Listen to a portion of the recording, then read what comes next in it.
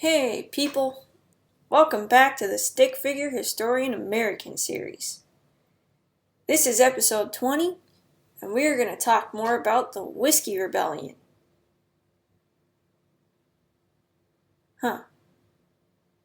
Sorry, I thought that annoying banjo music was going to play again. Anyway, last week we... Ugh.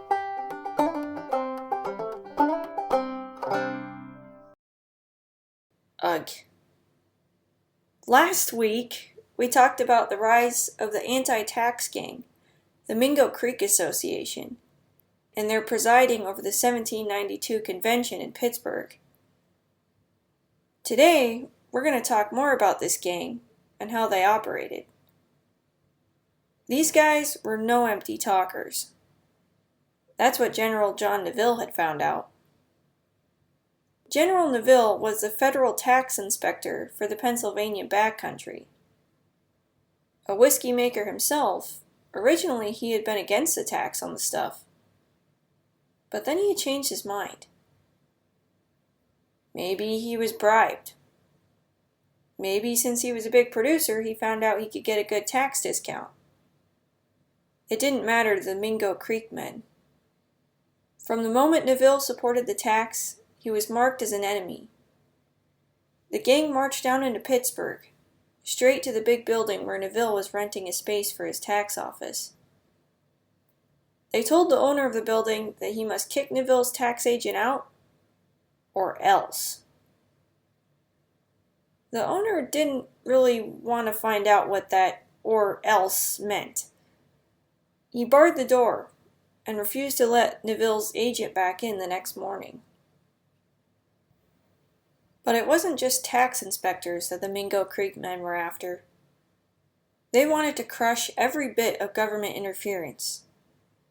They wouldn't support anyone who cooperated with the tax collectors, even if that meant it was one of their own people. If one of the farmers paid the whiskey tax or helped a tax collector, you might find a strange little note on his doorpost. The note, written by a mean little man called Tom the Tinker, threatened severe consequences if he kept paying taxes. Tom the Tinker was not truly a real man. That was just the code name that the Mingo Creek men used for themselves. But the threat was certainly real. If the farmer cooperated with the tax collector again, he could expect to see his barn go up in flames, or to find his whiskey still destroyed.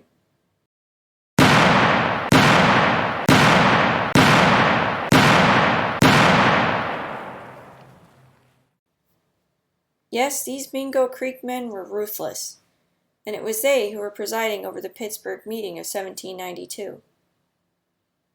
They took charge of the militia and organized their own court in the place of the federal one.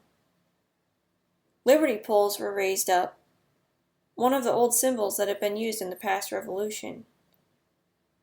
A secret system of anti-government news and communication was established, christened the Committee of Correspondence, in honor of the old system set up by Sam Adams at the beginning of the fight for independence from England.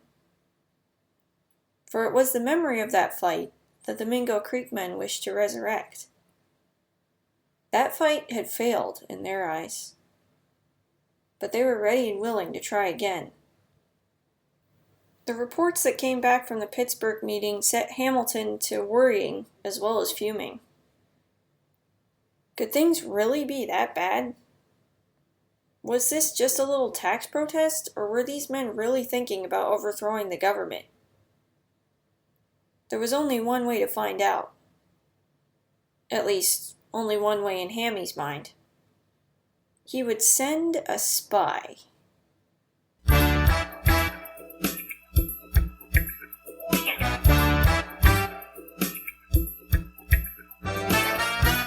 Okay, that's just stupid. George Clymer was... Fine, keep the bow tie. Clymer was the man hired for this dirty work.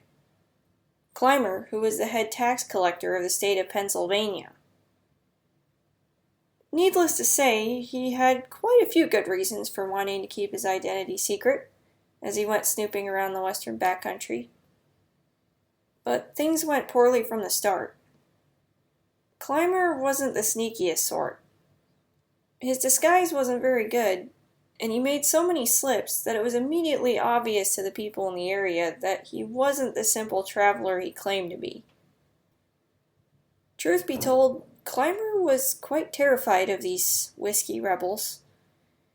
He stayed as close to the safety of Pittsburgh as possible, and ended up getting most of his information from General Neville. A rather biased source, as you might think. The report that Clymer brought back was a pretty exaggerated picture of disaster. Even President Washington was convinced when Hammy showed him the spy's report. This was simply full-fledged rebellion and anarchy. And so close to the capital, too. The audacity. Something must be done about this. Hammy was a step ahead of him. Already he had scribbled up a proclamation in Washington's name, sternly demanding that all the citizens of America must cease their whining and sniveling and pay the tax like good little boys.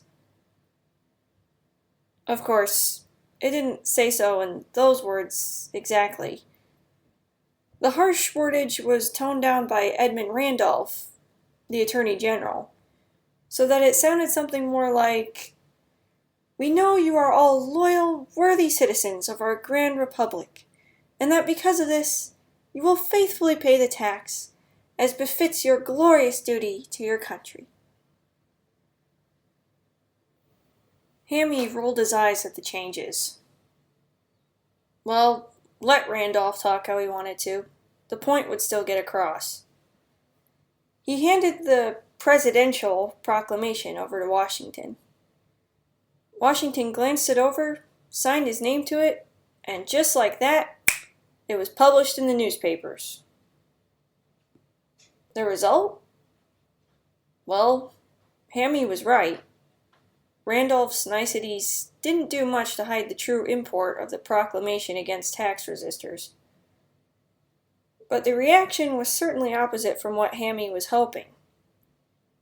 The rebels saw it as a signal to keep right on track.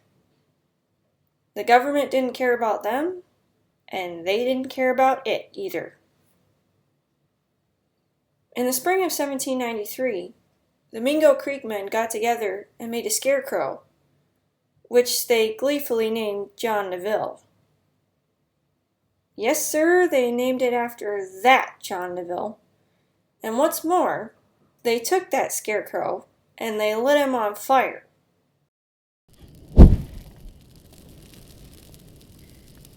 Get the picture? A guy named Benjamin Wells was the next to have a personal encounter with Tom the Tinker. He was in a dead sleep when the door to his home came crashing down. The men of Mingo Creek came pouring in, guns leveled and loaded. They told him to resign his position as tax collector of Fayette County or die. It wasn't a hard choice for Wells, as you might think. And though President Washington offered a handsome reward for the capture of the men who had terrorized the tax collector, no one took up the offer. Come 1794, the issue of the whiskey tax rested as an unresolved embarrassment to the U.S. government. Almost no one in the backcountry was paying up. What was the world going to think? And how were they going to pay the debt back to Robert Morris and the wealthy investors? It was time to get more serious. A marshal, which is a guy sort of like a police officer, I guess, was sent to Pennsylvania with a long list of tax evaders and a court summons for every man jack of them.